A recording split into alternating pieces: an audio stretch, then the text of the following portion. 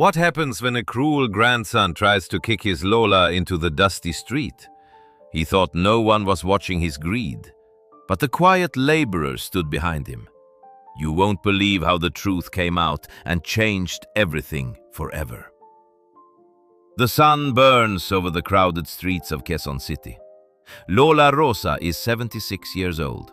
She sits inside her small sari-sari store. She carefully counts her 5 and 10 peso coins. This money is all she has to survive. But hungry eyes are watching her from the dark room. Her grandson Paolo is 26 years old. He does not work for his daily bread. His eyes stay fixed on his dirty phone screen. He is betting on online cockfighting again.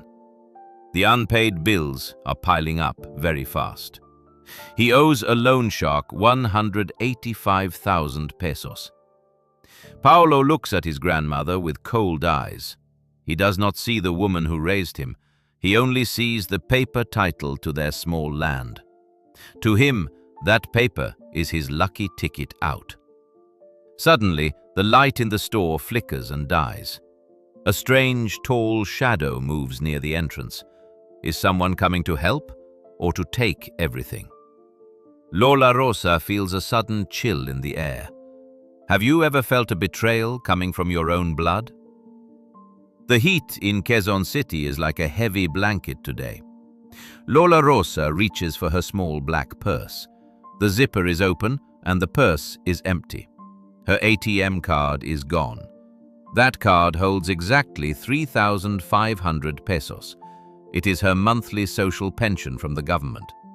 She needs that money for her maintenance medicine. Her blood pressure is rising quickly. Her heart beats fast like a trapped bird. "Paolo, where is my card?" she asks. Her voice shakes like a dry leaf.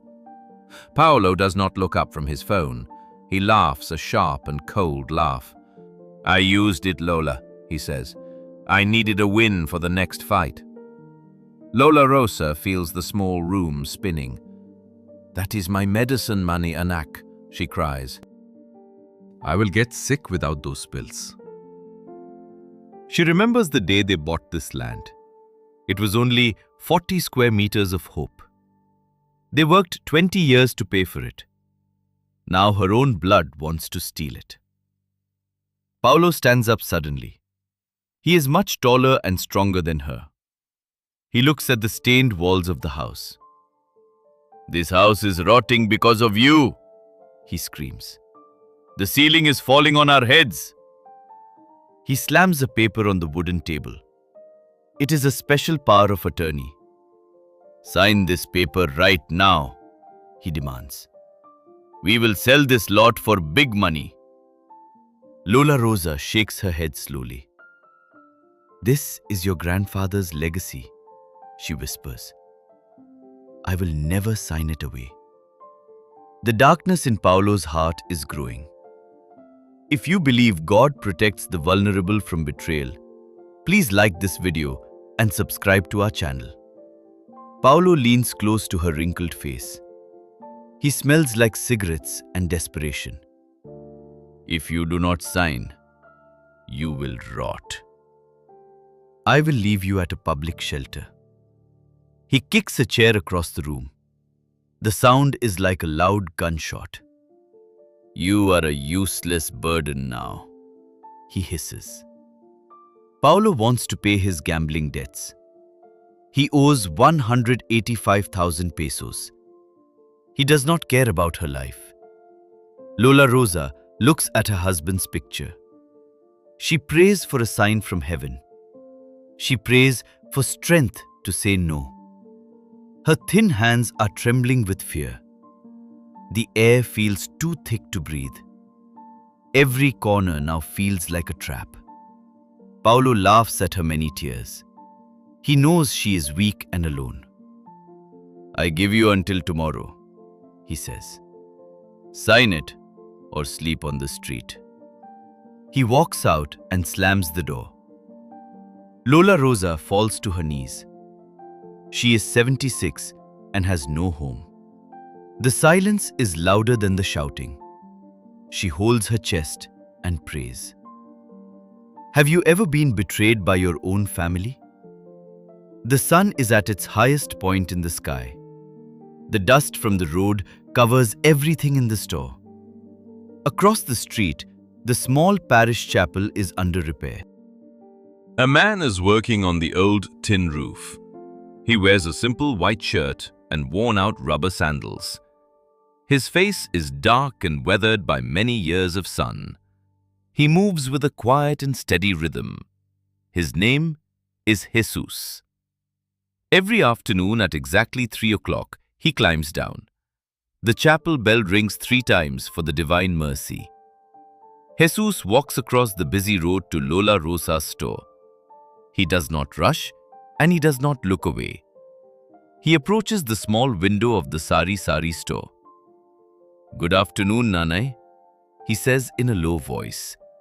His voice is like the sound of calm water. "1 bottle of cold water, please," he asks gently. Lola Rosa reaches into the old buzzing refrigerator. Her hands are still shaking from Paulo's shouting earlier. She hands him the bottle with a trembling grip. Jesus touches her hand for just 1 brief second. His skin is warm and feels as strong as stone. In that moment, a strange peace enters the store. It is a peace that the world cannot give. Lola Rosa looks into his deep and kind eyes. She feels that this man knows her secret pain. At that moment, Paulo comes out from the back room. He is still holding his phone and cursing under his breath. He looks at the laborer with total and utter contempt. "What are you looking at, old man?" Paulo sneers loudly. He hates anyone who looks like they have no money. Paulo thinks he is better than a simple roof repairman. Jesus does not get angry, and he does not shout. He simply stands there in his dusty white shirt. He looks at Paulo's back with a very heavy gaze. It is a look of sadness rather than a look of anger. Paulo feels a sudden and strange shiver down his spine. He turns around quickly to see who is behind him, but Jesus is only drinking his water in silence. He stands in the shadows of the small porch. He watches how Paulo talks to the elderly woman. Paulo calls her a burden and a useless old woman. Jesus says nothing, but his presence fills the small space. He is like a shield standing between the wolf and the sheep. Lola Rosa feels a tiny spark of hope in her chest. She forgets about her missing ATM card for a minute. The laborer finishes his water and puts down the bottle. He places exactly 15 pesos on the wooden counter. "Wait for the light, Nanai," he whispers very softly. "The truth always finds its way through the cracks." Lola Rosa wants to ask him what he means, but Jesus is already walking back toward the chapel. He climbs the ladder back up to the high roof. He is high above the noise and the sins below. Paulo spits on the ground and laughs at the man. "Just another poor beggar," Paulo mutters to himself. He does not know that heaven is watching his every move. He does not know that his time is running out. The sun begins to set over the city of Manila. The shadows grow long and point toward the store. Lola Rosa watches the man in white from her window. She feels that she is no longer truly alone. Do you believe that God sends strangers to protect us? The night falls over the busy street of Quezon City. Lola Rosa sits on the cold stone by the chapel gates. She is crying because she has no money for her pills. The world feels like a very dark and lonely place. The shadow of the cross falls long across the dusty ground. Suddenly, she hears the sound of quiet footsteps on gravel. It is Jesus, the laborer with the kind and deep eyes. He is still wearing his dusty white shirt from work. He sits down on the stone step next to her. He does not ask why she is weeping so hard. He already knows the weight of her heavy, broken heart. He reaches into a small brown paper bag he holds. He takes out a warm piece of pan de sal bread. The smell of the fresh bread fills the night air. "Eat this, Nanai," he says in his very low voice. "The body needs strength for the battle that is coming." Lola Rosa takes the bread with her thin, shaking fingers. It is warm, as if it just came from the oven. She takes a bite and feels a strange warmth inside. Jesus looks at the stars shining above the city lights. "The eyes of the Lord are in every place, Nanai. He sees the hidden things that men try to bury. Nothing stolen remains hidden under the sun forever," he says. His words are calm, but they carry a great power. Lola Rosa stops crying and looks at his weathered face. She feels like she is talking to an old friend. Jesus reaches into his pocket and pulls out a paper. It is a small, torn note with a phone number. The handwriting is very clear and very strong on the page. "Keep this note very close to your heart," he says. "When the storm hits its peak, you must call this."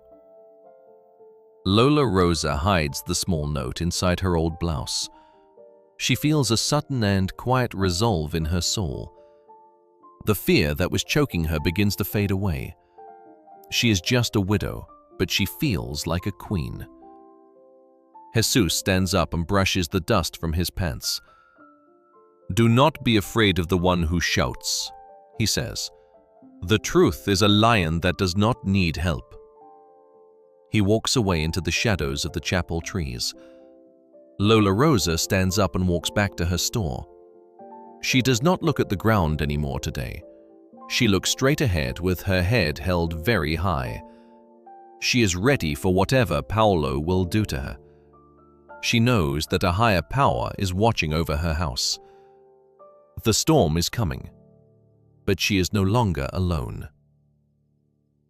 Do you trust that God has a plan for you? It is exactly 2 o'clock on a very hot Tuesday afternoon. The air in Quezon City feels like heavy steam today. Paolo kicks the front door of the house wide open. He is not alone this time. 2 tall men in dark shirts follow him inside. They are the muscle for a local lending syndicate. They look at the old woman with no mercy. Paolo slams a new document on the small table. This is a fake deed of sale for the land. He needs the money to pay his gambling debts. "Sign it, Lola Rosa!" Paolo screams in her face. "Sign it and go to the public shelter now." Lola Rosa looks at the men and the paper. Her heart feels heavy like a giant stone. But she remembers the bread and the small note. She looks her grandson straight in his eyes. "I will not sign it, Paolo," she says quietly. "This house belongs to God and your grandfather." Paolo turns bright red with a terrible rage. He has never seen her this strong before. The truth that was hidden is about to be revealed. If you believe that God stands with the weak and judges the proud, please like this video and subscribe to our channel. Paolo loses his mind and begins to destroy everything. He grabs the old wooden rocking chair first. It was a favorite place to pray and rest. He lifts it high and throws it outside. The chair hits the hot street with a crash. He starts grabbing her plastic bags of clothes. He throws them out like they are trash. Lola's small boxes of medicine fly through the air. The white pills scatter over the dirty ground. "Get out of my house right now," he yells. "You are nothing but a burden to me." He looms over her and prepares to push her. Lola Rosa closes her eyes and prays silently. She expects a hard blow to hit her face. But a strange and heavy silence fills the air. The shouting of the neighbors suddenly stops. Paolo feels a shadow falling over his shoulder. He does not know that Jesus is there. The laborer is standing only 2 feet away. He has his arms crossed over his chest. His white shirt is dusty but very bright. He is watching every single act of cruelty. He is watching the dark heart of the grandson. Paulo is too blind with anger to see him. He thinks he is alone with the victim, but the witness is standing right behind him. The air feels like it is about to break. The truth is waiting to come into light. A great and quiet power is in the room. God is watching from the shadows of the porch. The debt of the heart is almost due now. Justice is silent, but it is very near. Every tear she shed has been counted by heaven. Paulo raises his hand to strike the final blow. He does not know his world is ending. The laborer in white steps into the light. Paulo's hand stays frozen in the mid-air.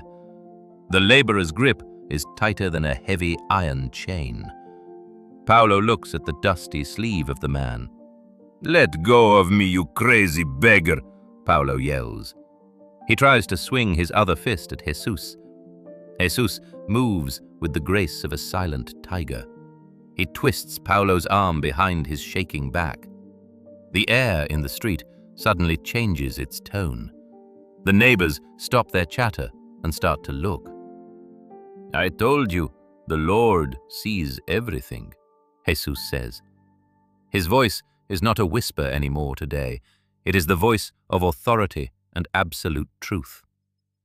Jesus pulls a heavy leather wallet from his side. He flips it open with a sharp snapping sound. A gold badge glitters under the hot afternoon sun. "Special Agent Jesus, National Bureau of Investigation," he declares. Paulo's face turns as white as a ghost. His knees begin to shake like a bamboo tree. "I have been tracking this syndicate for 6 long months. I saw you take the money, Paulo," Jesus says. "I saw you steal from this poor widow's heart." Suddenly, 3 unmarked black SUVs roar down the street. They kick up clouds of grey dust behind them. They screech to a halt in front of the store.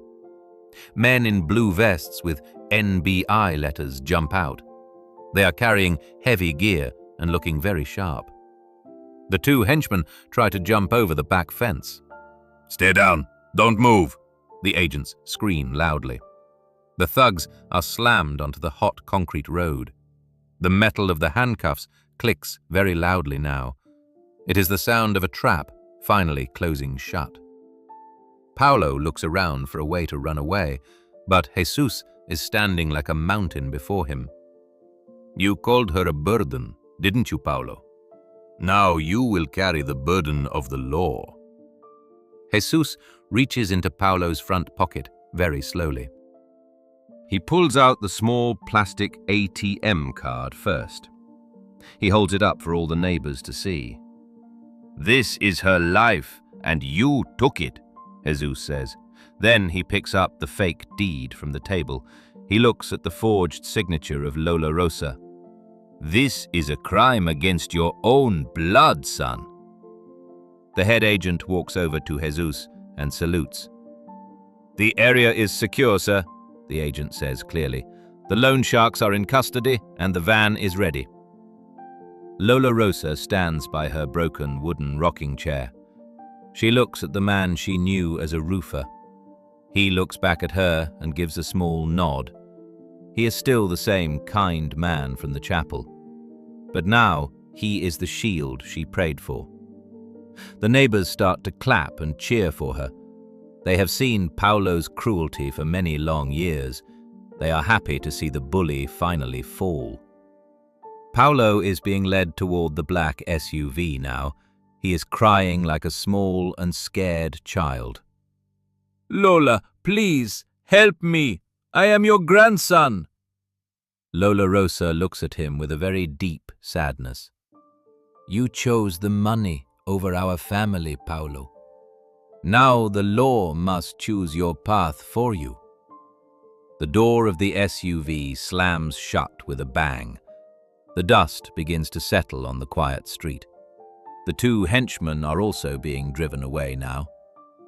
Jesus walks over to Lola Rosa one last time. He picks up her medicine boxes from the dirt. He wipes the dust off them with his white shirt. "The storm has passed, Nane," he says gently. "Your home is a place of peace once more."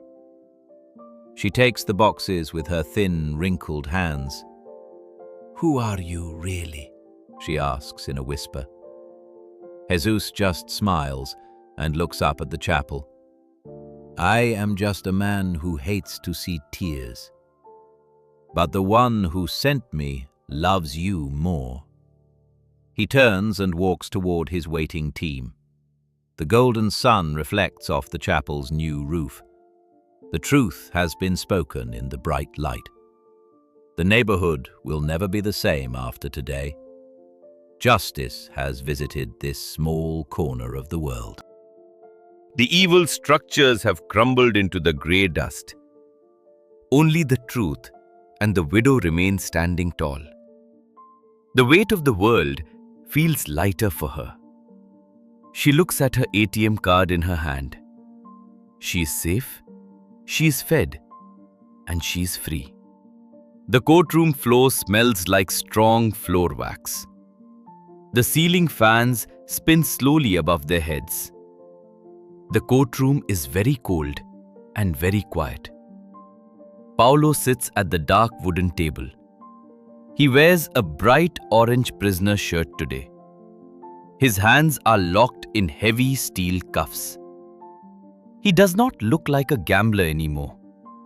He looks like a small and lost boy. Lola Rosa sits on the front wooden bench. She wears her best floral Sunday dress now. Her white hair is combed very neatly back. She holds her small black purse very tightly. The stolen ATM card is back inside it. The land title is safe in her house. The judge enters and everyone stands up slowly. The room is filled with a heavy silence. The clerk reads the many crimes very loudly. Violation of Republic Act 9262. Abuse against an elderly woman in her home. Qualified theft of a monthly social pension. Attempted fraud through a forged land deed. Every word hits Paulo like a physical stone. He keeps his head down the whole time. He remembers throwing her chair into the dust. He remembers calling her a useless old burden. Now he is the one who is trapped. The judge looks over her thin silver glasses. She looks at the evidence from Agent Jesus. The report is very detailed and very clear. "Greed has blinded your young heart," she says. "You tried to sell her only earthly shelter. You stole the medicine that keeps her alive." The judge picks up the heavy wooden gavel. "This court finds you guilty on all counts. You are sentenced to 10 years in prison." The gavel hits the desk with a bang. The sound echoes like a bell of doom. Paulo starts to cry and shake his head. "Lola, please help me," he screams out loud. "I am your only blood, please save me." The guards grab his arms to lead him. Paulo struggles and looks at his grandmother. Lola Rosa stands up with a great effort. She looks at him for a long time. There is no anger in her tired eyes. There is only a deep and quiet sadness. It is the sadness of a broken heart. "I forgive you, Paulo," she says softly. "But the law must teach you to love. Justice is the only path to your soul." Paulo is pulled through the heavy iron door. The metal clicks shut with a final sound. Lola Rosa sits back down and prays silently. She breathes in the cold and clean air. The debt of the heart is being paid. The truth has finally set them both free. 3 months have passed since the big trial ended. The neighborhood of Quezon City feels very peaceful now. The birds sing in the mango trees near the chapel. Lola Rosa's sari store has changed quite a lot. She painted the wooden walls a beautiful sky blue. Every morning, she opens her windows with a wide smile. She converted her small store into a community pantry. There is a large sign that says, "Take what you need." She provides free rice and eggs to the very poor. The children run and play safely in the narrow street. The old chapel bell rings every afternoon at 3 o'clock. Lola Rosa stops her work to say a quick prayer. She remembers the taste of the warm pan de sal bread. She remembers the touch of the laborer's strong hand. It was a touch that carried the power of heaven. She shares her small pension with the hungry children nearby. "God gave me back my home," she tells the neighbors. "Now I must give back to his many children." She still thinks about Jesus, the laborer in white. He finished the roof of the chapel last month. He packed his tools and moved to another project. But his quiet influence remains in the heart of everyone. The people now treat each other with much more respect. They saw that the truth is stronger than any lie. The loan sharks do not come to this street anymore. They know that justice has an office on this corner. Lola Rosa sits on her porch at the sunset hour. She has a new rocking chair made of narrow wood.